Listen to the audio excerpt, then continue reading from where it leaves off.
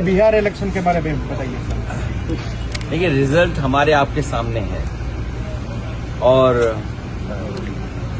ज्यादातर लोग ये सोच रहे हैं और एज ए पॉलिटिकल पार्टी और एज ए लीडर एक पॉलिटिकल पार्टी का मैं सोचता हूं कि हम लोगों को बहुत कुछ बीजेपी से सीखना है।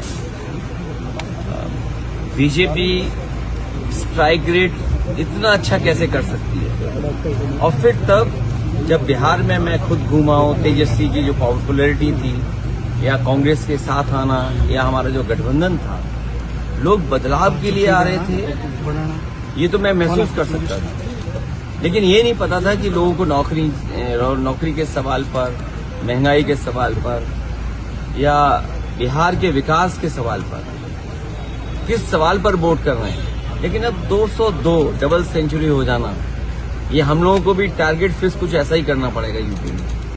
देखिए, ये मैं मुझसे अगर पर्सनल पूछेंगे आप, मेरा पर्सनल एक्सपीरियंस क्या कहता है, जो बाई इलेक्शन यूपी में हुआ था उसमें बीजेपी ने पुलिस लगा के वोट लूट लिए थे।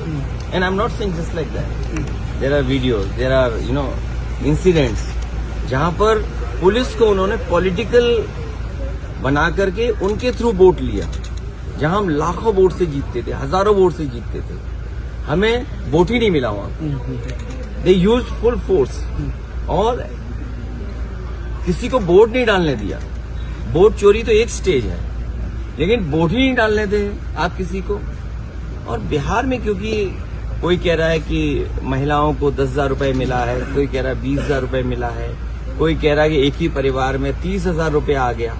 लेकिन सभी को तो नहीं मिला पैसा, महिलाओं को।